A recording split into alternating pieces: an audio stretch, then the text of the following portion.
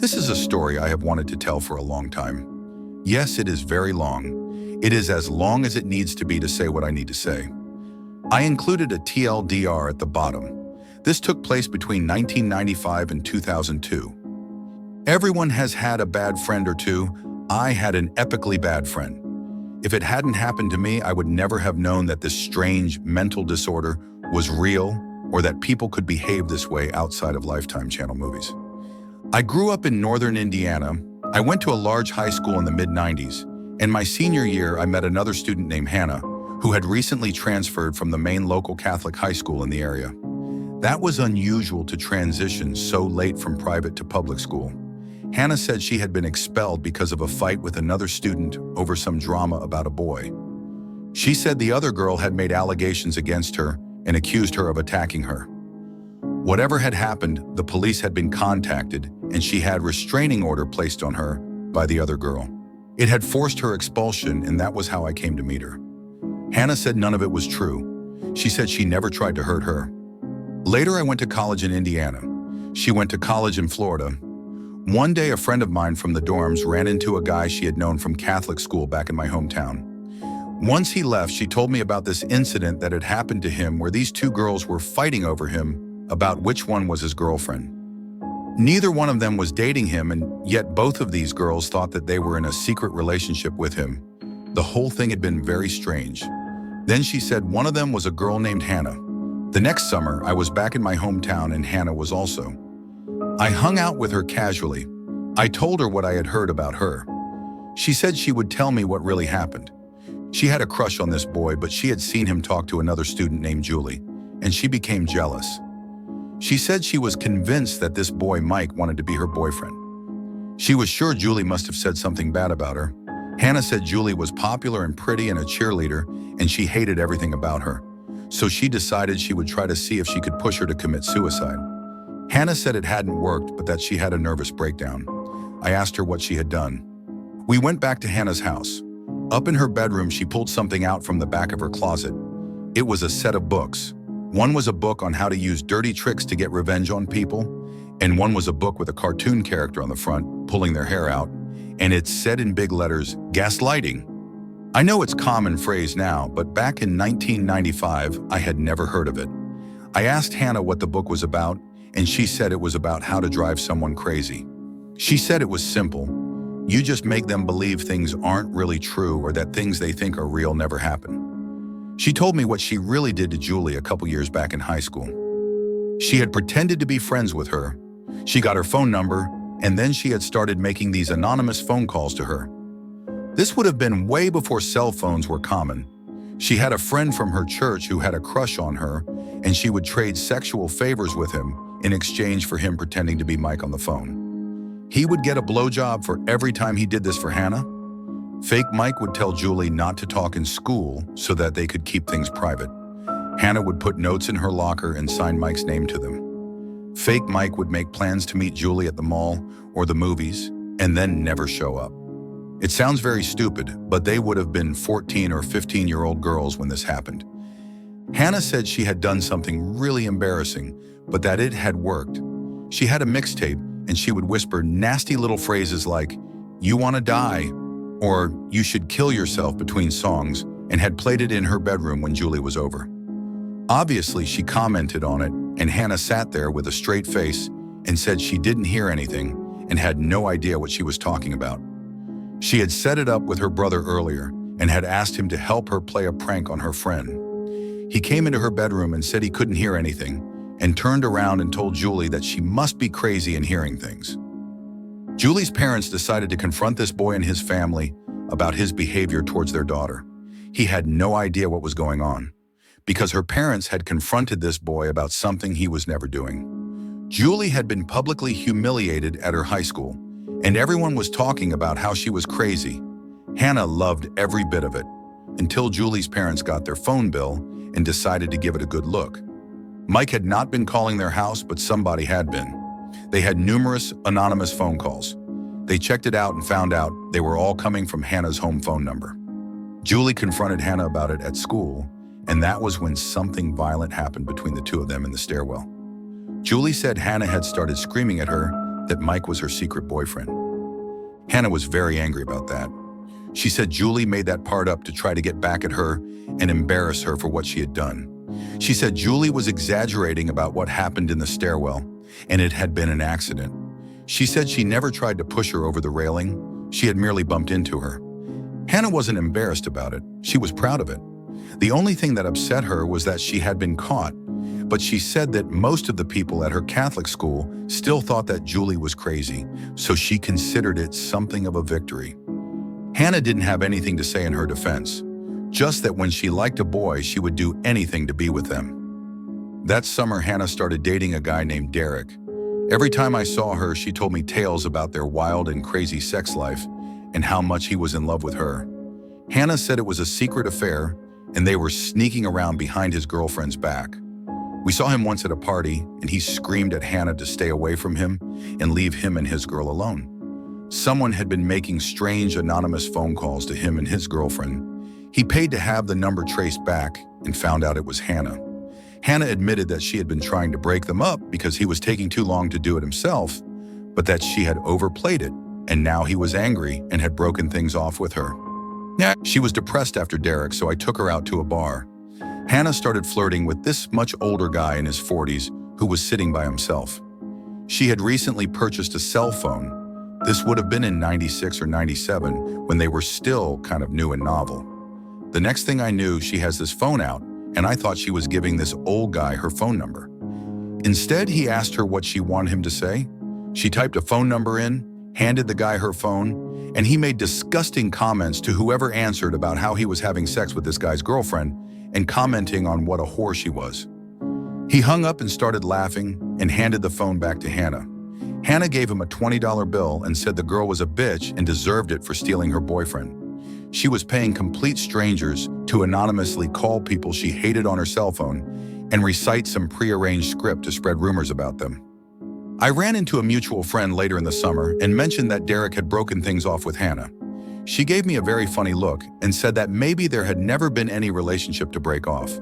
A year later, we were both temporarily living back with our parents and sort of adrift. Hannah had been kicked out of her dorm over an accusation made by another student and never completed her degree. She had started hanging out with some old friends from high school. One of those former high school friends was a young woman named Kelly, who Hannah had been pretty good friends with. Something had happened between the two of them because Hannah went on and on about how much she hated her. It had something to do with Kelly's new boyfriend, Dan. Hannah insisted she was using him in some bizarre plot to make another man jealous and was worried that she would hurt him because she had found out about an STD that she had. I drove by her house one night and there were 2 police cars out front. I went home and called her and she said she couldn't talk. I went over and saw her the next day. I thought that their house had been robbed or something. No, the police had been there to talk to her about an incident that had been reported. Hannah was upset. She said that she had to tell the police that she had smoked weed and had gotten high because Kelly had made an accusation against her. Hannah said it was an accident and a misunderstanding. Hannah swore she hadn't been trying to hurt her. The day after Hannah told me about how much she hated Kelly, apparently she had called her up and said she wanted to talk to her about something. She and another friend had shown up, and the 3 of them had gone out to some local overlook to smoke a joint. The other girl waited down below for the 2 of them to talk privately. Hannah had asked Kelly to look at something, and when she turned her back, Kelly said Hannah grabbed her and tried to push her off the ledge. They were about 100 feet up in the air, and she would most likely have been killed by the fall. Kelly said they fought back and forth. She regained her balance and had took off screaming about what Hannah had tried to do. Hannah said it was all a misunderstanding. It was an accident. She had been trying to show her something, but then she had lost her balance because she was high from the marijuana and had grabbed Kelly to stabilize herself, not push her off the edge. She said Kelly had almost fallen off because she had hysterically overreacted. Kelly had been very upset and insisted that Hannah had done it on purpose, and she said that it was because she was jealous over her relationship with Dan. She said it was obvious to everyone that Hannah was obsessed with him. What Kelly had not done, however, was tell the police that they had smoked a joint right before this happened, and when Hannah did, the police said that didn't have enough evidence for any kind of case. They weren't happy with Kelly for omitting that part of the account. That was it for Hannah and most of her high school friends, or at least for a couple of years. Kelly stuck to her version of what happened, and her friends sided with her. People began talking about the strange rumors that had followed Hannah around since high school. I thought it was suspicious, but I couldn't bring myself to believe that she tried to kill another woman. I thought that sort of thing only happened in the movies, not small towns in Indiana. I did not, however, want to be friends with her. She was an embarrassment to be around. She had almost no friends left in town at that point. She called me up to tell me she had decided she needed a change and she was going to pursue a different career and move to Minneapolis to make that happen. She moved in 1998, and I honestly thought I would never see her again. I wish I hadn't. She called me about a year and a half later. She said she was doing really well and that the move had been good for her. She said she had made friends and she had met a boy and was completely in love. She said this was the guy she was going to marry. His name was Dan, and she told me that he was the guy that had gotten her interested in punk rock and heroin. I kind of paused when she said that. I wasn't any kind of angel in my 20s, but I never even dabbled in hard stuff like that, and it didn't sound very good. Hannah insisted it wasn't a habit. She said it was amazing and easy to control as long as you were careful. This was a complete change in lifestyle and scene. Before this, she had been something of a hippie chic, but that was all gone now. At that point, her life revolved around hair, punk rock, heroin, and Dan. She wanted to come back for a visit. We went to the mall and she stopped at a kiosk and said she wanted to buy a cell phone. She lived 8 hours away in a completely different state with a completely different area code. We got into a small argument about it. Back in 2000, cell phones were purchased and billed from your local area code, and you paid through the nose if you were roaming. Hannah said to just drop it because she had done her research, and it would be fine. She bought the phone and listed her boyfriend Dan as the main user on the registration. She left and I noticed she had left her curling iron behind, and I thought I would surprise her by calling her new cell phone. She had set it up at my house and I got the number from the caller ID. No one picked up. Instead, it went to an answering machine for Dan.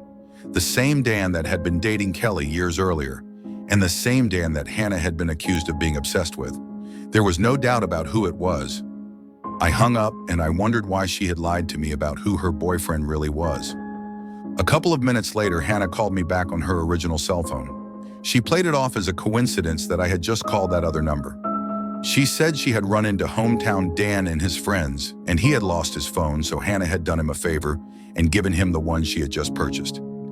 I said how strange it was that she would buy a phone for her boyfriend Dan, only to run into someone else with the same name and give it away instead. Dan's real name is very common, probably one of the most common names for men of my generation, and Hannah joked about how many different people she knew with that same exact name. A couple of months later, she called. She wanted to visit again in the summer. No matter what she said about being in control of the heroin use, it was very obvious that it had become a full-fledged habit. Things had taken a turn in her life. Her boyfriend Dan had moved to Chicago. Hannah said that he was still in love with her and they were still together, but that something had happened with his ex-girlfriend and they were taking a break and only seeing one another privately. Hannah said he was trying to protect her. According to Hannah, his ex-girlfriend had refused to accept their breakup and had been stalking Dan for months. It was one of the reasons he had moved. She had taken an overdose of heroin and had tried to commit suicide when she found out that Hannah and Dan were together. That was the reason that they had decided that they had to keep their relationship secret. That was why Hannah was really in town. He was going to be coming later to join her, and they had set up a get-together. I wanted to meet him, but Hannah said he wouldn't act like her boyfriend when other people were around. I started to question her. She got angry and said she wouldn't let me meet him because I wouldn't understand their relationship. We got into a fight. I ordered her out of my house and made it clear that I wanted nothing to do with her. Her mother called me about a year later. She said that Hannah was living with them in Atlanta because something very bad had happened in Minneapolis. Hannah didn't have any friends left. Her mother straight up begged me to please forgive so she could have someone to talk to. She said Hannah had spent 3 months in rehab and was off the heroin, but emotionally not doing well. She said she had to make a trip back to Minneapolis to take care of some things and pick up some of her stuff. Her mother was worried that being back there and around her old friends would trigger her to want to use again. She said it was very important that Hannah not relapse. If she did, the consequences would be severe. She wanted me to go with her. I said I would. Hannah wouldn't tell me what happened. She just said that someone had almost died and it had been an accident, but it had still been her fault. She drove into town to pick me up for our trip up to Minneapolis, but said we had to stop somewhere first. We went to the old bar downtown that we used to hang out in when she had lived in town. She said she had to meet someone. Some young woman walked in, and Hannah walked over to her and hugged her and started crying. She was apologizing all over the place and kept telling her she needed her to realize that it had been an accident. The woman said she forgave her, but that her life had been difficult since what happened, and she could not have anything to do with Hannah anymore and could no longer be friends with her. Hannah asked if she had ever spoken to her ex-boyfriend and had a chance to work things out with him. She said no, he was mad at her and he refused to talk to her. Hannah said he had a new cell phone and she gave her the number just in case she changed her mind and wanted to get a hold of him. She left. I was sitting there totally confused by what I had just witnessed. I was really uncomfortable with what I had heard. I asked Hannah if the ex-boyfriend she was talking about was hometown Dan. She said no, someone else that I had never met. Hannah said she and her Dan had broken up because he was still using heroin, and she said it was too painful to talk about him. She said it was so painful that when we got to Minneapolis to please not bring him up. She said her friends knew not to mention him around her, and she asked me not to also. We got to Minneapolis and the young woman we were staying with turned out to be one of Hannah's former roommates. That is when I found out what had really happened and what Hannah had been refusing to talk about. It turned out that girl from the bar had been the other roommate, the one that had almost died because of something that Hannah did. We settled in, and Hannah said that she could explain what happened a year ago. A year ago. That was the first time I realized that this had happened much longer in the past than I thought. The former roommate said that she was happy that Hannah was clean, but she needed her to explain why she had tried to kill the other girl. Those were her words. She wasn't calling it an accident. She said she was there. She saw it, and Hannah had done that to her on purpose, and she wanted to know why. This is what she described. Hannah had a friend from Indiana that had broken up with her boyfriend Dan after Hannah had told her that she found out he was cheating on her and had gotten another woman pregnant. Hannah invited her to live with her up in Minneapolis to get away from him and start over. She had no idea that Hannah was a heroin user. She did not like Minneapolis. She had experienced a run of bad luck the couple of weeks she had been there. And even though Hannah kept trying to convince her to stick it out to see if she would like it, she had decided she was going to leave and go back home. She regretted her breakup with Dan. She wanted to talk to him and see if they could work through it. They had been together for almost 2 years. She was worried because she had lost touch with him. Hannah had been able to track down his phone number for her through some mutual friends, but no matter how many times she called or how much she begged, he refused to answer her calls or call her back when she left messages. She was upset and told Hannah that she was going to stop by his apartment to see him on her way back to Indiana. She was supposed to be leaving within a day. Hannah kept insisting that she would like heroin if she would just try a little bit and had been pressuring her very hard to join in with everyone else. The roommate was angry about that. She said Hannah knew she was scared and didn't even want to try it. Hannah had promised her that she would be safe and promised her that it would be a small dose. Hannah said she knew what she was doing. She gave in. Hannah bought the heroin and she bought a lot more than normal, which she said was for a party later. She prepared the needles and said she had just used a small amount.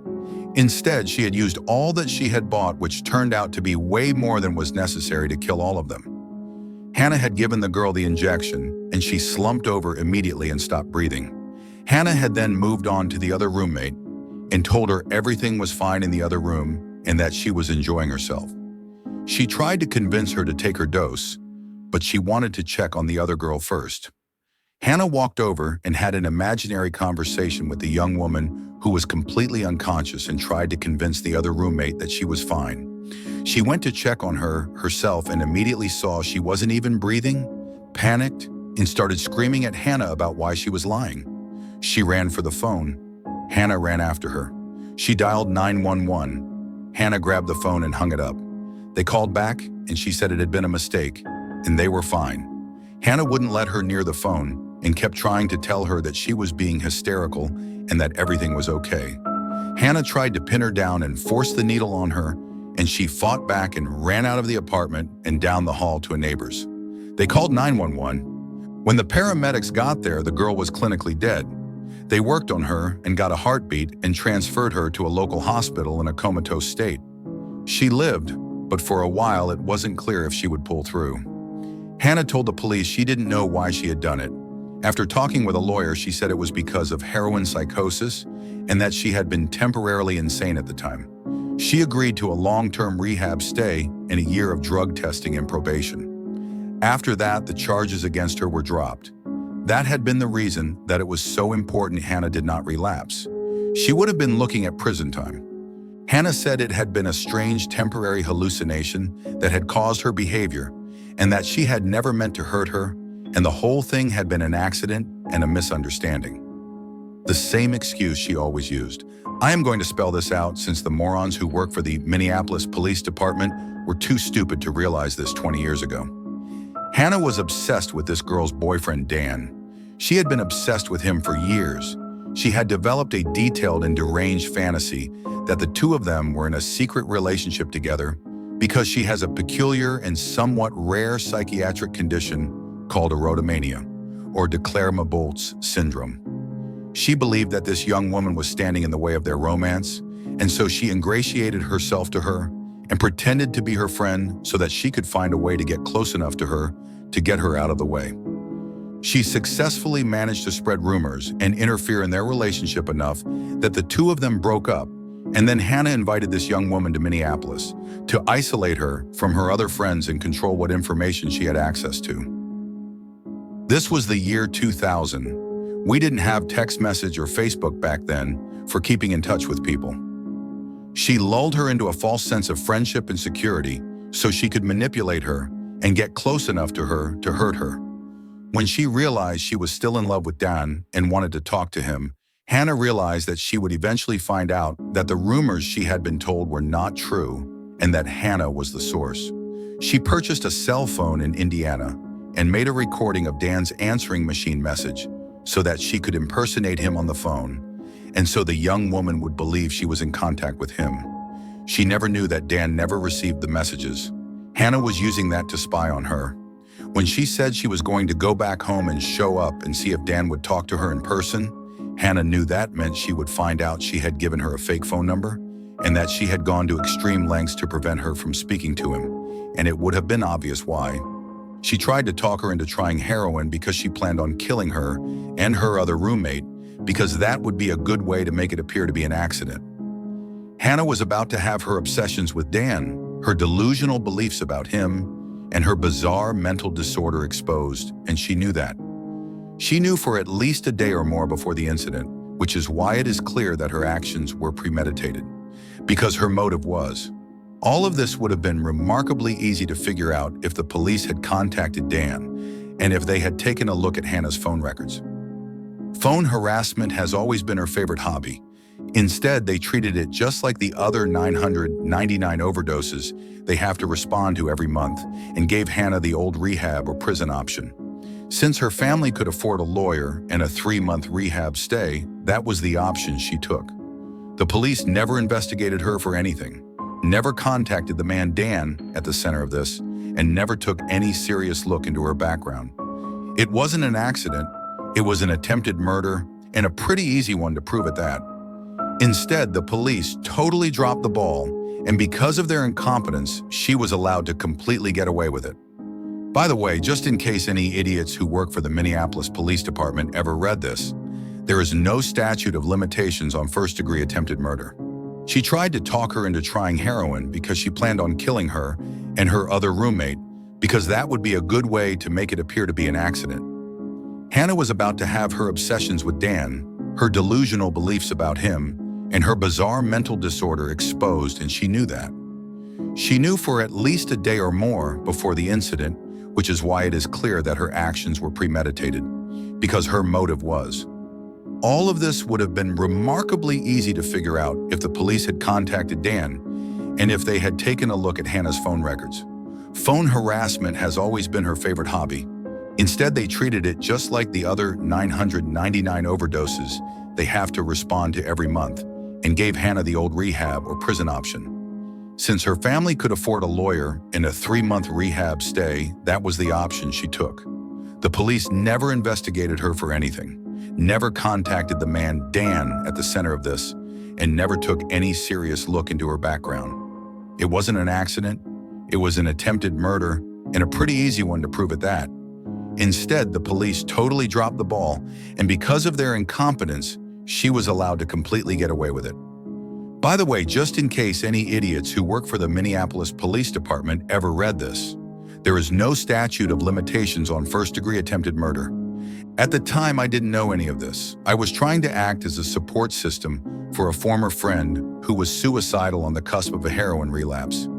I was suspicious, but anytime I asked Hannah questions, she just said it was too painful to talk about or would guilt-trip me about not respecting her boundaries.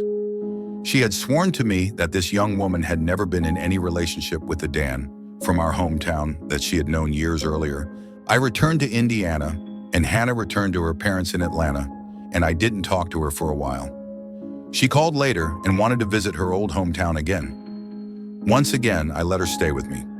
We ran into Dan. He had moved to Chicago, but just happened to be back in town that weekend. I hadn't seen him in years. Hannah had contacted him to get together.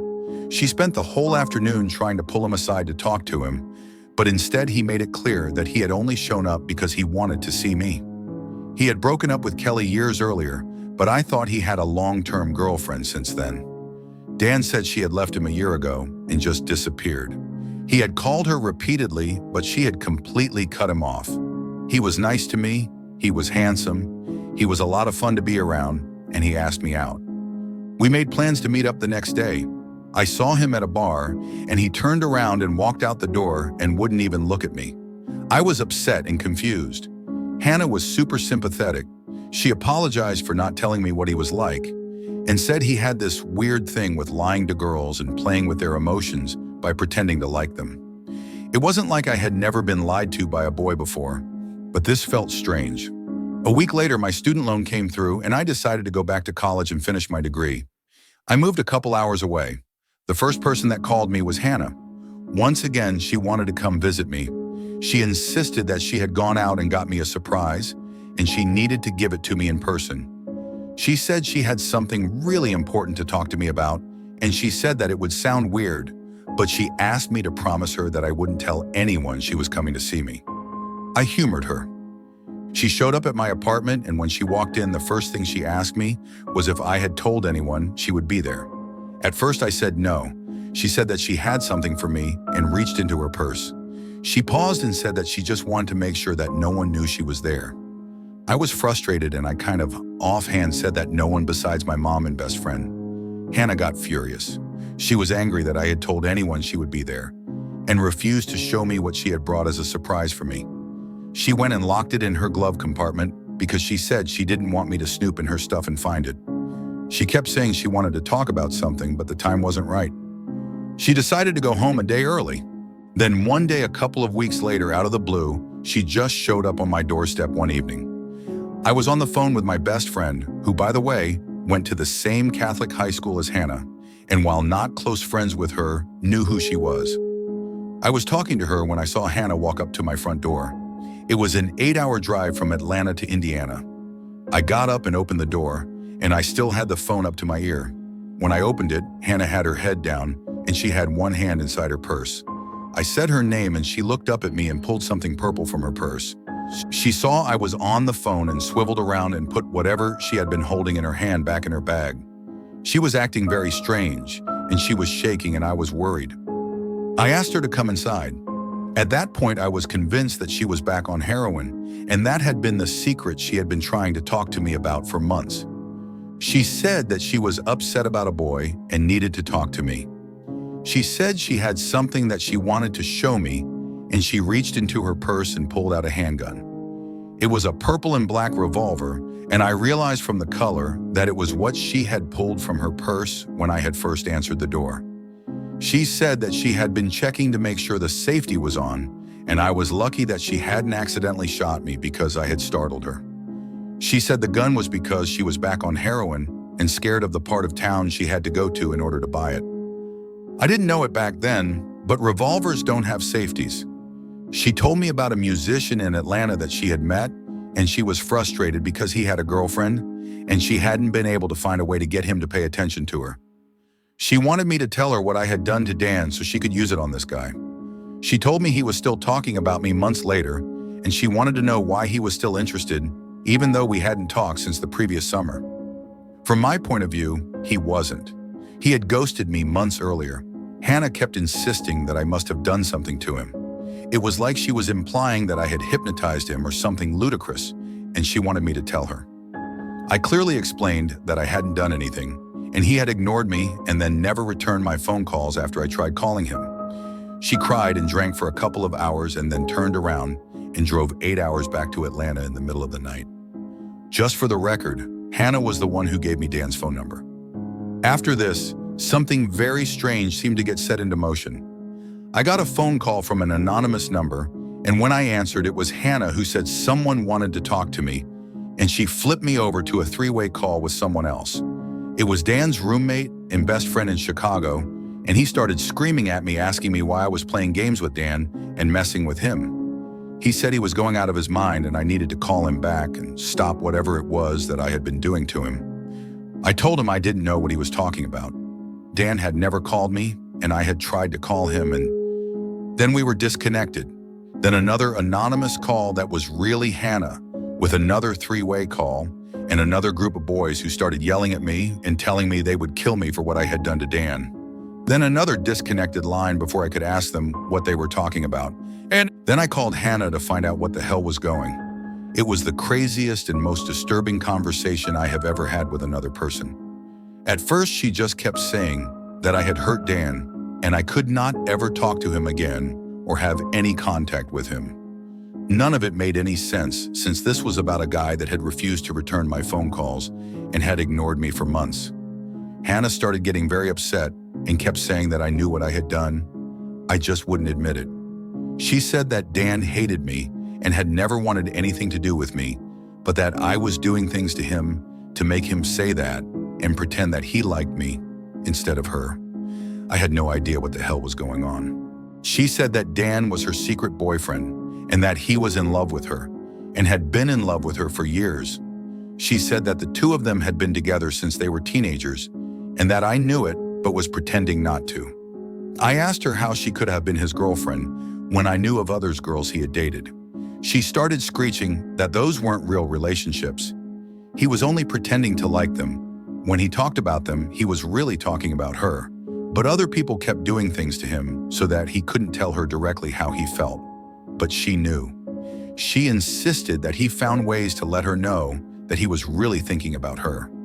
She said that all of his friends respected their privacy, which was why they would play along when he pretended he was dating other people. She kept insisting he was in love with her and no one else. She said she was sick of people pretending to be her friend and then stabbing her in the back by going after her boyfriend, and she said she would not put up with anyone coming between them, and she would not let anyone hurt him. She said I was forcing him to forget how he really felt, and that it had hurt him not to be with her, and she wouldn't let me hurt him. I realized that she wasn't making any sense, and that she was totally psychotic. I told her to never contact me again, and I hung up. All I could think about was how she had pulled a gun out of her purse the last time she had shown up at my apartment by surprise. She had given a fatal overdose of heroin to another woman and had been accused by another of luring them to a ledge and trying to push her off. The one thing we all had in common was Dan. I called the number I had for Dan. It was disconnected. I thought about that weird situation with the cell phone she had purchased a couple of years earlier. I found that old number in my address book and called it, except this time it wasn't Dan's voice on the answering machine. It was mine. The psycho bitch had made a recording of my voicemail and had put it on a cell phone that she owned. And once I discovered that pretty much everything fell very clearly into place. That was what had happened to that girl in Minneapolis. And that was why Dan had spent the last several months thinking he was contacting me. There was no relationship with Dan. It was all in Hannah's head, and she was frantically trying to keep other women away from him to protect her fantasy from imploding. Hannah is psychotic. It is a mental disorder called erotomania, and it is the fixed, delusional belief that another person is secretly in love with you. Not everyone who has it will be violent, but some people are. In some cases, other people are used in strange psychotic dramas and vicious smear campaigns that are aimed at trying to rearrange reality so that it conforms with the delusions inside of their head.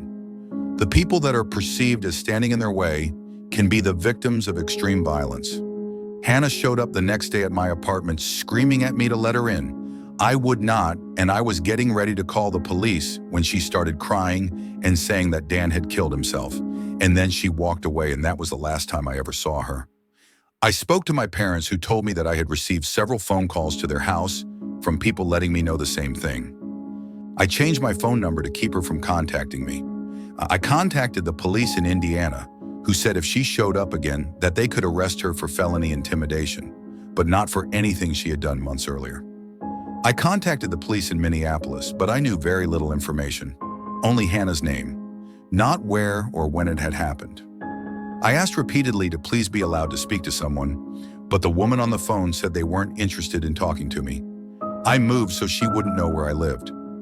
I cut myself off from anyone from my hometown who I thought might know her, so nothing could ever get back to her about where I lived. The last I heard from her, she was stalking some new guy down in Atlanta. I would have been more than happy to meet the bitch in a courtroom, but unfortunately, the law is nothing like you see on TV. So unless I ever have the privilege of sitting in on her sentencing hearing, Hannah from Indiana, let's not meet again. TLDR, former friend turned out to be a psychotic stalker with a strange mental disorder who spent years engaged in bizarre and secretive behavior to attack or kill any woman who went near her imaginary boyfriend.